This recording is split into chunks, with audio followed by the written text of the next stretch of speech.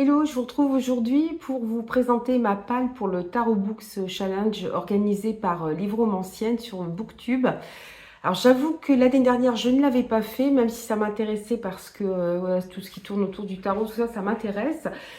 Par faute de temps, je ne l'avais pas fait. Cette année, bon, c'est pas que j'ai tellement plus de temps, mais je vais essayer de l'intégrer avec mes services presse, avec Avril autour de l'ASF, et puis au mois de mai, il y aura aussi le challenge organisé par Steph de Piketty, le mois de la fantaisie. Donc voilà, j'ai essayé d'intégrer un petit peu voilà, mes livres. Le but étant toujours voilà, de se challenger, de sortir des livres de sa palle, mais sans se mettre la pression, et que ça reste sympa et un bon moment pour découvrir de nouvelles lectures. Alors, je vous mettrai le lien vers les deux vidéos de Livromancienne, celle où elle présente son challenge ou celle où elle présente sa pile à lire. Donc ce challenge a lieu du 1er avril au 31 mai. Alors moi, vous l'avez un peu en décalage parce que j'avais d'autres vidéos. Et en fait, j'ai pris connaissance de la vidéo sur le Tarot Book Challenge que hier. Donc c'est pour ça que je n'étais pas encore... je n'étais pas sûre de le faire. Je me souvenais pas que c'était à cette date. Donc voilà, du coup, c'est un petit peu en décalage. Voilà, vous avez 2 mois pour y participer. Puis peut-être qu'il y a des livres que vous aurez lus, que vous pourrez insérer dans les différents items du challenge. Alors, le challenge en lui-même est assez simple. En fait, ça se fait, elle reprend des cartes du tarot. Alors, vous pouvez faire le niveau numéro 1 où voilà, vous lisez un livre. Donc, c'est un tirage à une carte. Le niveau numéro 2, c'est un tirage à 3 cartes. Donc, vous rajoutez 3 livres en plus, donc ça vous fait 4. Et le tirage à 5 cartes, là, du coup, ça vous fait 9 livres en tout à lire. Donc voilà, c'est assez intéressant. Elle a repris des arcanes du tarot, arcanes majeurs et arcanes mineurs. Alors vous avez tout dans sa vidéo. Elle a fait un super truc qui vous envoie sur Google Drive avec les cartes qu'elle a créées, je pense elle-même. Donc si vous voulez vous amuser à sortir les cartes, voilà, vous faire des cartes de tarot ou à vous en servir pour faire un petit tirage avant de lire vos romans. Enfin, c'est vraiment bien fait. Moi, je ne l'ai pas fait parce que j'ai dû me dépêcher de tourner cette vidéo. Je pense que voilà, j'essaierai de les sortir en couleur, de faire un truc plus sympa. Voilà. Et il y a aussi un bingo. Donc voilà, des petits trucs en plus. Vous avez les coups de cœur d'Aurélie. Il y a une vidéo où elle présente sa palle aussi, que je n'ai pas encore regardée d'ailleurs, après je regarde. Donc voilà, il y a pas mal de choses. C'est vraiment super complet, c'est vraiment super bien fait. Il y a des badges, il y a les templates pour Instagram, pour les stories. Enfin, vraiment, c'est un superbe travail. Donc, je vous incite fortement à aller voir. Ça pourrait peut-être même vous donner envie de participer au challenge. Donc là, du coup, j'ai pas dit de bêtises. Non, c'est pas 9 livres qu'il y a. Si, c'est ça. 1, 2, 3, 4, 5, 6, 7, 8, 9, 10, 11, 12. 5, 3. Pourtant, il y en a 12. Pourtant, c'est le tirage à 5 cartes, à 3 cartes, et normalement, ça fait 9. Bon, c'est pas grave, il y a 12 items. Donc, j'ai mis un roman par catégorie. Alors, on va d'abord commencer avec les arcanes majeurs, avec le magicien. Et là, les mots-clés, c'est expérience, voyage, exploration, quête, découverte. Alors, j'ai décidé de me lancer enfin dans la série Steam Seller, qui est dans ma palle depuis un petit moment, de E.S. Green aux éditions Gulfstream. Donc, je vais vous enlever le bandeau parce que c'est pas génial, surtout que, comme d'habitude, Gulfstream a fait un superbe travail. Alors évidemment, j'avais acheté les 3 volumes. Ils ont sorti une édition collector qui est superbe et qui coûte pas plus cher que les 3 volumes réunis. Elle coûte peut-être moins cher et en plus, il y a une nouvelle en plus. Il y a même une carte et tout. Enfin, c'est super beau. Et comme d'habitude, vous avez la reprise de la couverture en noir et blanc. Voilà. Et dans cette histoire, on va suivre une jeune femme, Prudence, dont le village est attaqué par des pirates. Elle est enlevée et enrôlée de force à bord de l'Héliotrope, qui est un navire volant à la sinistre réputation. Voilà. Et en fait, elle va partir avec ses pirates et je pense essayer de découvrir la cité des alchimistes. Voilà. Donc, on a vraiment cette idée de voyage, d'exploration, de quête. Alors, vous verrez, il y a plusieurs romans qui peuvent rentrer aussi dans ce que j'ai mis, qui pourraient rentrer dedans, mais bon. Donc là, j'ai le tome 2, parce que évidemment, en les cherchant, je remets la main sur le tome 2, tome 3, mais impossible de remettre la main sur le tome 1, mais je l'ai quand même trouvé. En plus, j'ai une lecture commune prévue au mois d'avril, là, donc ça tombe super bien. Alors ensuite, la deuxième arcane, c'est celle de l'impératrice. Alors nous avons comme mot-clé femme puissante, indépendante, rénomme, livre d'une autrice. Alors là, j'ai choisi un livre que j'ai dû mettre en dessous des autres. Voilà. Le Sanctuaire de l'ombre de Aurora Asher au livre 1 aux éditions Corrigan. Oui, j'ai un peu triché, je l'ai déjà commencé.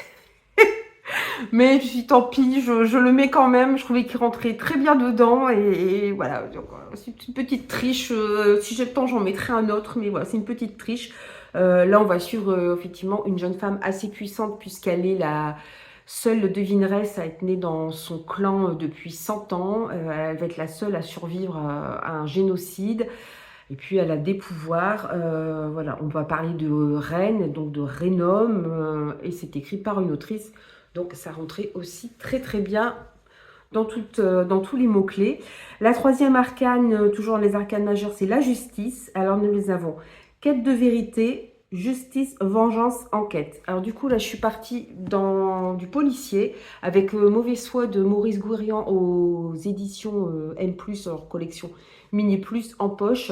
Là, on va suivre deux personnages. Clovis Narigou, voilà, qui journaliste qui va faire un reportage sur l'architecture mussolinienne.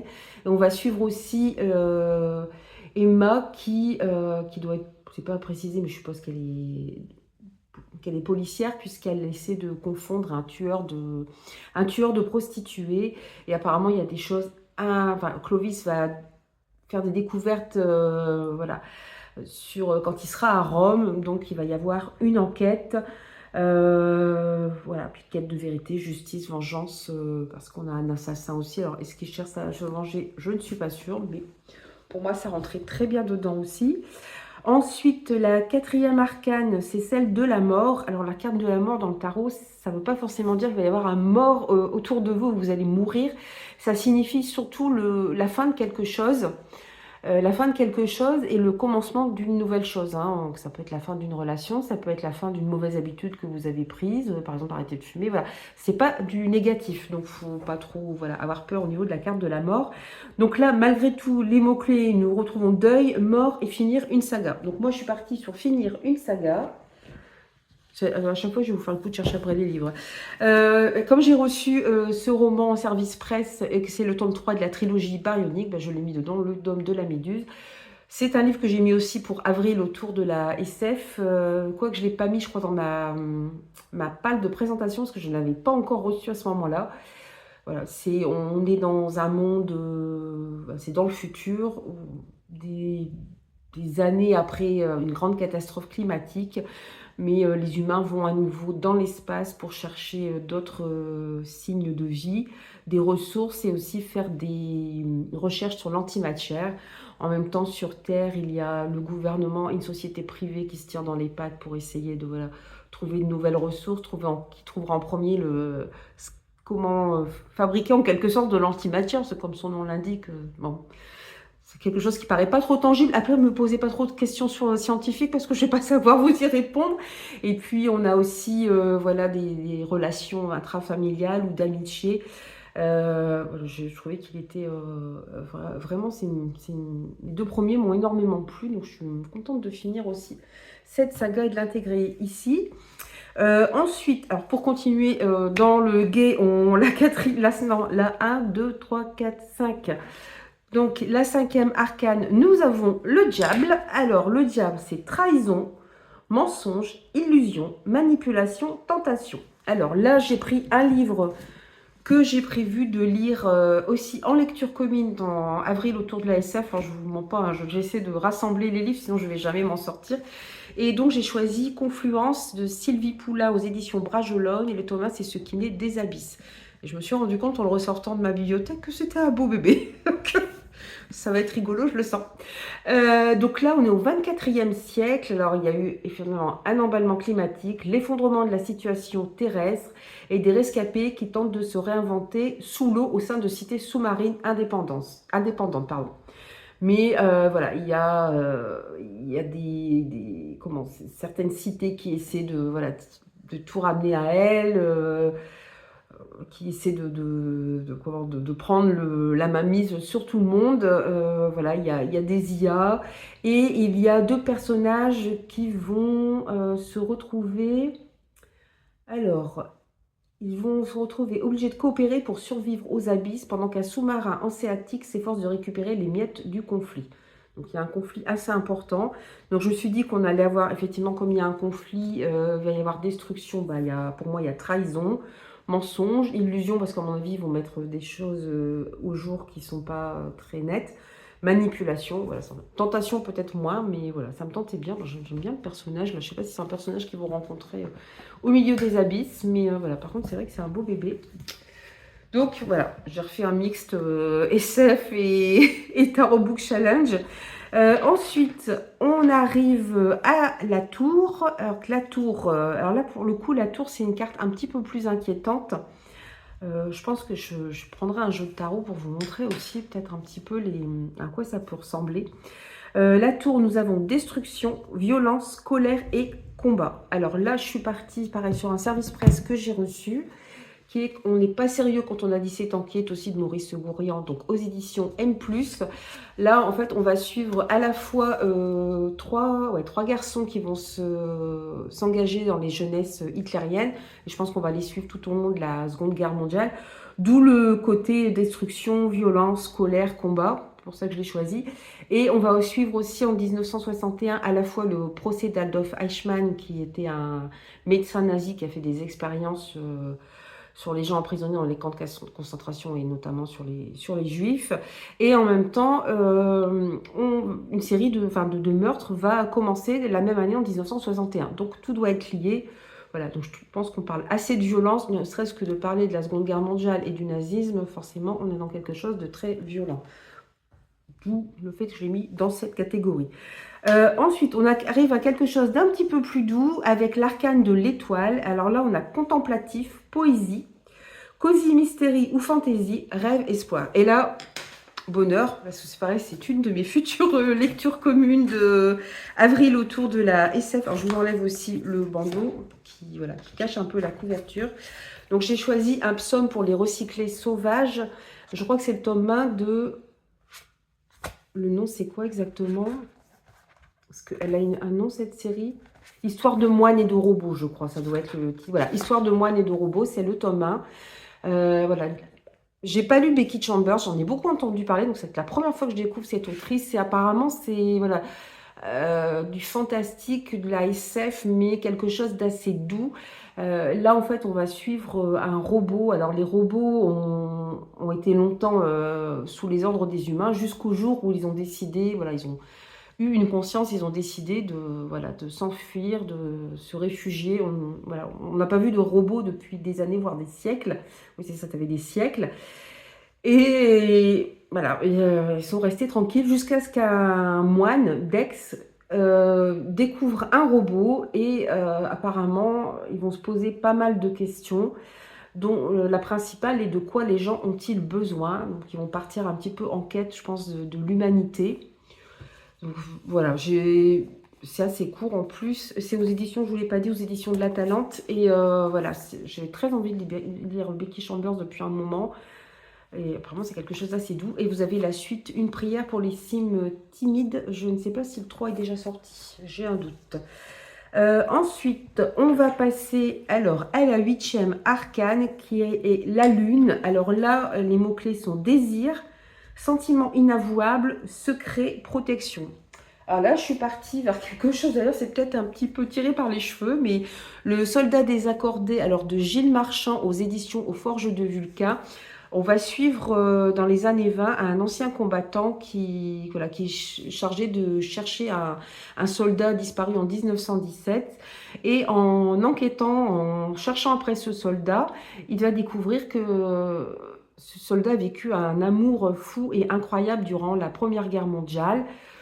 Donc c'est pour ça que ça m'a fait penser, voilà, le désir, sentiment inavouable, parce que être amoureux quand vous êtes soldat, quand vous êtes dans une guerre qui s'enlise, où vous risquez fortement de mourir, c'est très compliqué. Et puis la protection, le secret, voilà, parce que je pense que c'était un amour qui était assez secret quand même. Donc je trouvais que ça rentrait pas trop mal dans cette catégorie. Donc à voir jusqu'où va aller cette histoire d'amour. C'est pareil, c'est un roman qui est assez court. Et ensuite, on va passer alors ce qu'on appelle aux arcanes mineures. Alors les arcanes mineures, en fait, vous avez les coupes, les épées, les bâtons et les deniers. Voilà. Et ensuite, vous avez, ça va jusque 9 cartes, je crois. Vous avez le roi et la reine par catégorie, plus un valet et un page. Voilà. Après, selon les jeux de tarot, il peut y avoir des changements. Vous avez le tarot de Marseille, vous avez la Rider-Waite. Voilà. Je vais poser mon crayon, on a l'impression que je vous fais un cours là, c'est terrible. Donc là, la carte qui a été tirée au sort, c'est le 3 d'épée. Alors le 3 d'épée, on va être dans amour impossible, séparation forcée et Miss to Lover. Du coup, j'ai choisi ce roman que j'ai reçu aussi en service presse, De brume et d'ombre de Géna Folfart. Le tome 1, c'est Le Roi Brume, c'est aux éditions du Chat Noir. Je l'ai pris parce que pour moi, ça, je pense qu'on va... Enfin, de toute façon, c'est marqué à l'arrière Enemies to Lovers. Hein, donc, je me mouille pas trop. Hein, il y a toujours les mots-clés qui sont notés à l'arrière des couvertures des éditions du Chat Noir. Maintenant, là, on va suivre Tessa qui a eu le malheur d'essayer de voler les cristaux de Oberon, qui est un roi faé. Donc, en punition, elle doit être son esclave pendant 75 ans et elle doit porter ses enfants, donc lui faire une progéniture assez conséquente. Donc, elle est enchantée. Donc elle s'enfuit et elle va tomber sur Brume, qui est un faé plutôt détesté parce qu'il est en quelque sorte le roi des ténèbres, le roi de la destruction. Et ce roi lui propose de s'allier à lui pour qu'il puisse détruire Oberon. Voilà, j'en sais pas plus. Je ne sais plus combien de tomes il y a, je me demande s'il y en a 3, 4, je ne sais plus. Donc ça, en tout cas, c'est un livre qui va sortir au mois d'avril, donc une parution assez récente. Je ne vais pas tarder à la lire, je pense. Ensuite, le 9 de coupe. Là, je me suis un peu arraché les cheveux pour trouver quelque chose. Même en regardant, je suis en train de regarder ma page, avec tous les livres de fantasy que j'ai, parce que bon, c'est vrai que livre romancienne, elle fait énormément... la plupart de ses lectures, ce sont des... Voilà, c'est de la fantasy. Je me suis arraché les cheveux quand même, parce que j'en ai pas mal. Donc, les mots-clés sont célébration, événement et tournoi. Après, c'est vrai que j'ai pas pensé... Ah, j'en avais un autre aussi qui pouvait rentrer. C'est les Chevaliers de Sombre Cœur, puisque c'est une reprise moderne des légendes du roi Arthur. J'ai regardé tout à l'heure, il est juste là, j'ai regardé ma bibliothèque. Je me suis dit non, Sombre Cœur ça rentre pas, mais si, parce que je pense qu'il va y avoir des tournois et tout, sauf que c'est une version moderne, donc les chevaliers sont sur des motos, mais il va forcément y avoir des combats. Donc c'est pas grave, donc peut-être que je mettrai celui-ci. En tout cas, sinon j'avais choisi celui-ci parce que c'est un livre des éditions du Héron d'Argent. J'ai plein de livres d'eux, je n'en ai jamais lu un seul. Donc je me suis dit, il y a un moment, quand même, il va falloir que tu t'y mettes. Il y a des campagnes Ulule qui vont arriver en plus, donc il faudrait peut-être que je sache un petit peu quand même.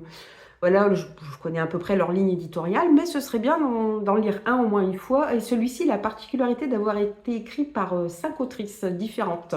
Donc c'est le sortilège de la lune noire, et on va suivre 5 femmes, 5 sorcières. L'équilibre magique est menacé par un cataclysme imminent et elles devront faire face au chaos. Voilà, donc on va reconstruire. Ces 5 destins flamboyants s'entremêlent en un sabbat mortel. Donc je me suis dit pour le côté peut-être un peu tournoi, le sabbat, bon même si le sabbat c'est plutôt une réunion de sorcières avec des incantations, c'est pas forcément un tournoi, mais il y a un peu cette idée de réunion, de célébration aussi, donc c'est pour ça que j'ai mis. Mais j'aurais pu mettre aussi les Chevaliers de Sombre Cœur, ce qui aurait été bien, parce que j'aurais commencé le tome 1 d'une duologie que j'ai depuis un moment. Alors, ensuite, nous arrivons, je suis en train de perdre le fil, voilà, au 8 de denier. Alors, là, nous avons apprentissage, école, maître, apprenti, formation. Alors, c'est pareil, sur le coup, j'ai eu un peu de mal, parce que le livre que j'ai choisi, en fait, pourrait rentrer dans plusieurs catégories. Comme j'avais un peu de mal à trouver un livre pour cette catégorie-là, je me suis dit celui-ci est parfait. C'est l'encyclopédie féerique d'Emily Wilde de Heather Facette aux éditions Sabran, puisque on va suivre Emily Wilde, qui est dryadologue, qui étudie les fées et qui va partir en quête des recluses, qui sont des fées que personne n'a... Enfin, que très peu de gens en tout cas ont rencontré. Elle va jusqu'au fin fond d'une île isolée au nord de la Norvège, dans un milieu plutôt hostile pour rencontrer ces fées. Voilà, c'est quelqu'un elle est professeure, mais en même temps elle fait encore des études, d'où le fait que je l'ai mis aussi dans cette catégorie. Elle veut créer une encyclopédie, elle veut découvrir des fées, donc voilà, apprentissage, école, maître. Voilà, c'est pour ça que je l'ai mis un peu dedans, d'autant qu'il y a un autre personnage aussi qui va... Alors, je l'ai commencé, voilà, mais là, je l'ai vraiment commencé le 1er avril, donc j'ai pas triché sur celui-là. Mais voilà, là aussi, un autre professeur qui doit rentrer dans l'histoire, Bumblebee. Donc voilà. Donc ça, c'est l'avant-dernier livre. Et le tout dernier, ce sera le 3 de bâton. Alors là, on a en mot-clé Found Family, amitié forte, quête en groupe. Voilà, j'ai pas eu trop de mal à chercher. Alors c'est pareil, c'est un service presse. C'est un tome 2, c'est La Voix des pierres de Sierra Toussaint. Le tome 2, c'est La pierre de vie. Donc je vous en ai déjà parlé dans d'autres vlogs lecture. Non, je ne l'ai pas encore fait en update, mais en boucole. On va suivre 5 personnages. Voilà, c'est pareil, dans un monde de fantasy où les humains sont de moins en moins nombreux, où il existe 2 espèces d'humains qui n'ont pas le droit d'avoir de relations amoureuses et d'enfants ensemble. Ils peuvent se fréquenter, être, voilà, se discuter, être amis, c'est pas le souci, mais c'est complètement tabou qu'il y ait des relations amoureuses entre eux. Et voilà, ils vont se retrouver tous les 5 un peu par hasard et en quête chacun de quelque chose de différent. Donc voilà, ils partent ensemble voilà, pour suivre leur quête. En plus, ils sont un peu sous les ordres enfin, sous la tyrannie de ce qu'on appelle les Mumarai, qui sont des hommes de pierre. Enfin, des humanoïdes, plutôt pas vraiment des humains, mais des humanoïdes, voilà, des hommes de pierre. En même temps, on va suivre les dieux, parce qu'il y a des dieux primordiaux et des dieux secondaires qui ont créé ce monde. Et on a la voix des dieux qui, voilà, qui s'intercale entre des chapitres. Et voilà, on apprend un petit peu plus sur pourquoi ils ont fondé ce monde et savoir pourquoi il y a aussi ces 2 espèces humaines qui n'ont pas le droit d'avoir d'interaction entre elles. C'est assez étrange, voilà. Donc on est vraiment dans une quête, une quête de groupe. Donc ils rentraient parfaitement au Found Family, c'est pareil, hein, parce que c'est des gens qui n'ont pas de repères, qui n'ont pas de famille ou qui ont dû quitter leur famille, qui ont vu les leurs mourir. Donc voilà, ils vont se faire leur propre famille en devenant amis les uns avec les autres, même si là, dans le tome 1, c'est pas encore complètement gagné. Donc, ils rentraient parfaitement dedans. Et du coup, bah, j'ai fini avec ce roman, ma petite liste pour le Tarot Book Challenge.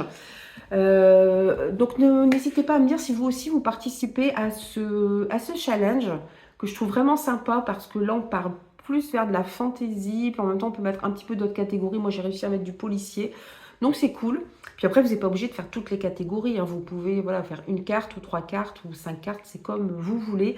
Voilà, il faut que ça reste un truc... voilà, moi, je ne veux pas faire des challenges qui me stressent ou qui me prennent la tête. Il faut que ça reste assez cool. Il faut que les catégories soient quand même assez larges pour qu'on puisse voilà, réussir à y mettre les livres qu'on a envie de lire. Ou quand on a des services presse, ou voilà, si on a prévu des lectures communes, tout ça, c'est voilà, intéressant d'avoir des catégories assez larges. Voilà, donc je vous attends en commentaire. Dites-moi si vous participez à ce challenge. Je vous mettrai toutes les infos en barre d'infos. Je n'hésite pas de ne pas oublier. Et puis sur ce, je vous souhaite de belles aventures livresques et je vous dis à très bientôt. Bye bye.